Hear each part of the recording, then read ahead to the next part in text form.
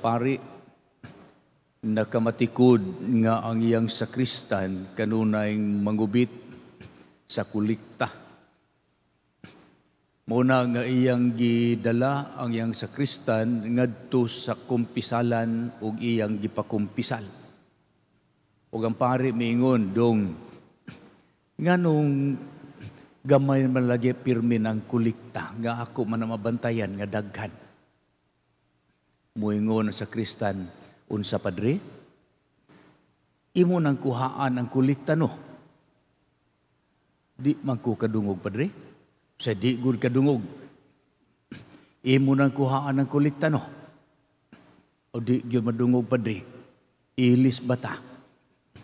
Nagpuli sila. Ang pari dito sa gawas, sa sakristan sa suod. Umingon sa sakristan, padre. Ang imong sekretary ba nga gwapa, ako nakitaan gabi misulod sa imong kwarto. Nagunsa man siya dito. Unsa dong? Imong sekretarya ba? Miadto sa imong kwarto, nagunsa man to, kitaan ako gabi Ha? Di ko kadungog na. Ang imong sakristan, ang imong sekretary padre ba, miadto ako nakitaan, sakto jud kadong. Di jud madungog. May igsoon na ipanultihon nga nagkanayon, if you only listen to what you want to see, or you want to hear, you are not really listening.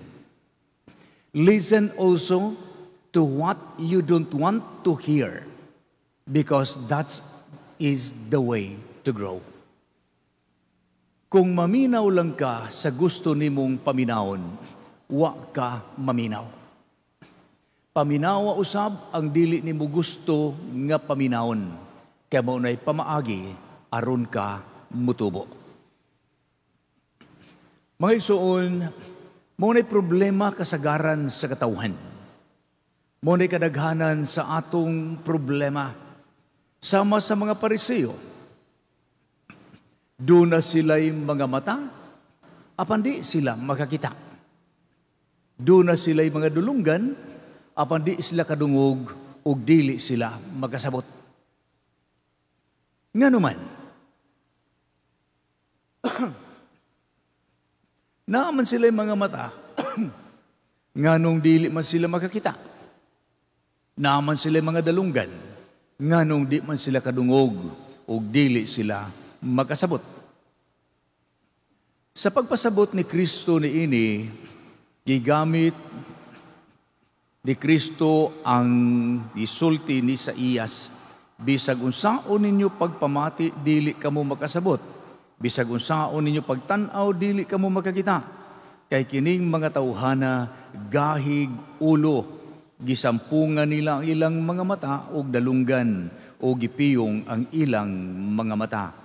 Kay dili sila buot makakita ug dili buot makadungog. Kay tingali unyag makasabot sila ug mubalik kanako ug sila akong ayuhon. Garbo. Kagahig ulo, kagahi sa kasing-kasing. Mauni ang mga babag sa pagpaminaw sa pagdawat sa pulong sa Dios. Kining garbo. Kanang pagkasirado sa imong utok o sa imong kasing-kasing.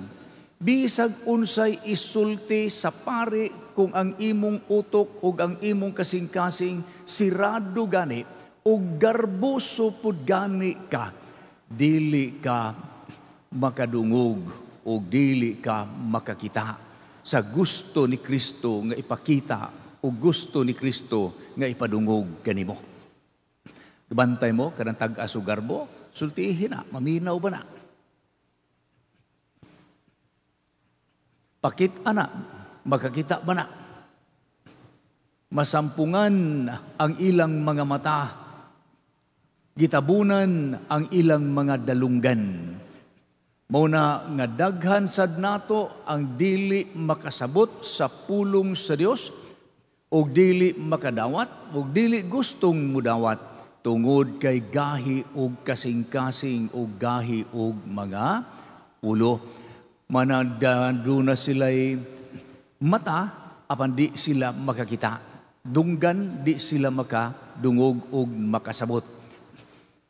ang mga sumusunod ni Kristo, mga yano nga mga tao, o gipahinumduman ta sa atong ebanghelyo sa pagsunod, dili ni ining mga Pariseo, kundi sa mga tinun-an ni Kristo. Bulahan kamo, kay duna mo'y mga mata, ug makakita kamo.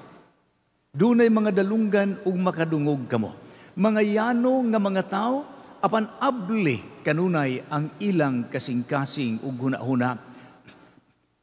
Duna sila'y kadasig o desire, dakong desire o kadasig nga makasabot sila sa pulong sa Dios, nga makadawat sila sa pagtulunan ni Kristo.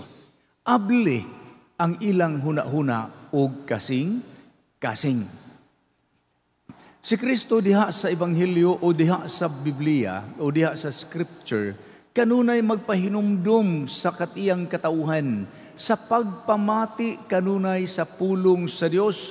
Kani mo ingon siya, O Israel, paminawan ninyo ang akong gisulti o gisugo, tumana ninyo ang akong gisugo, aron makabaton mo kinabuhi ug makasunod mo sa yuta sa inyong mga katigulangan.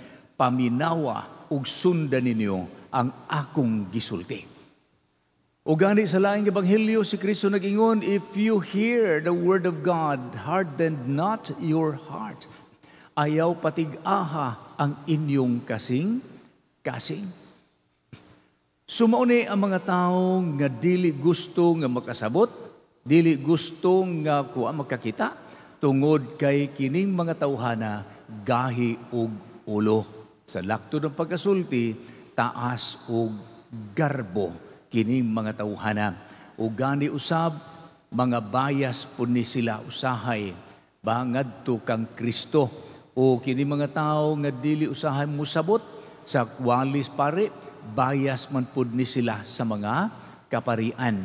So negative na gani ang imong pagtan-aw pare, bisag unsa pa na isultis pare, wa gyud sakto para nimo. Bisag kamo maka-experience mo sa inyong kaila, dili gani ganahan ang usa ka tawo nimo, bisag unsa pay maayo nga imong buhaton, bati jud na para nila.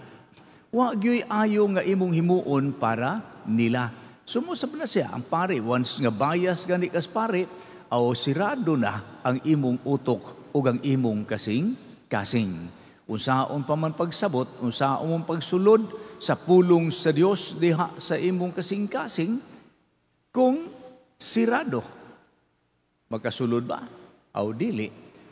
Sumuna nga ang atong Ginoo sa kanunay magpahinumdum nga ablihan nato ang atong kasing-kasing ug hunahuna sa pulong sa Dios. Nga kung makadungog ta sa pulong sa Dios, ayaw ninyo patig-aha ang inyong kasing-kasing. Kay kining pulong sa Dios, maura ba ni maghatag kanato og iwag sa atong kinabuhi. Direksyon ba, mga direksyon, kumbaga kinabitang sign, road signs, mga road map sa atong kinabuhi, kining mga pagtulunan sa Ginoo. Mo ni sila magkuan nato, magkanabitaw, maghatag og direksyon.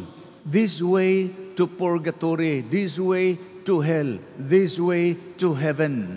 So kung maminaw ka sa pulong sa Dios, kadtong mga tao nga andam kanunay maminaw sa pulong sa Dios, mauni silang mga tao nga kanunay andam sa pagsunod kang Kristo. Ba, kini mga tao nga ganahan maminaw sa pulong sa Dios, andam kanunay nga maminaw sa pulong sa Dios, mao sa di mga tao nga andam usab sa pagsunod kang Kristo. So muni atong paningkamutan kay usbon ako sa pag-ingon, dili baya o sayon ra baya gyud ang pagpaminaw nining pulong sa Ginoo. Basayon ra kayo ang pagpaminaw, sayon ra kayo ang pagsabot, sayon ra kaining matandog ta sa pulong sa Dios. Nay mo ubanay maghilak-hilak pa magani na recollection ay mga retreats, maminaw sa mga spiritual talks, ay sos, maayo kay tutu ang luha. Hilak-hilak, apan diha ra gyud kutob sa hilak. Ba, kutob ra gyud sa hila, kutob ra gyud sa tandog, kutob ra gyud sa utok, kutob ra gyud sa kasing-kasing, dili makagawas diha sa atong binuhatan. Mo ni ang ipamkuan sa Ginoo nga dili lamang ta makasabot sa pulong sa Dios, nga dili lamang usab kita matandog sa pulong sa Dios, kundi atong paningkamutan nga atong mapuy-an. Ba atong mapuy-an ug ato ni siyang mabutang mapakita diha sa konkreto nga binuhatan. Kay mao ni siya pinakalisod ang pagpuyo. Klaro. Kumbaga nani siya stages, di ba? Mo nangita stages ang pagdawat sa pulong sa Dios. Tinumdo mo ang una, mind stage. Inigbasa sa ebanghelyo, kasabot ka unsay ebanghelyo. That is mind stage. Ang soul stage, pagpaminaw nimo, nakasabot ka o natandog ka sa pulong sa Dios. That is souls o kanang heart stage. Ay katulo, nakasabot ka, natandog ka, o imong gipuy-an, gipakita sa imong binuhatan. Mo na gitawag og soul stage. Ug mauna siya pinakalisod. Ang soul stage ang pinakalisod. Kay lisod ang pagpuyo sa pulong sa Dios. Sayon sabton, sayon dawaton, apan lisod nga puy-an. Muni atong paningkamutan nga unta tagaan ta sa grasya sa Ginoo nga dili lamang ta makasabot, dili lamang ta matandog, kundi tagaan ta na grasya nga makapuyo ni ining iyang gitudlo kanato. Amen. Si Kristo mao ang magpupugas sa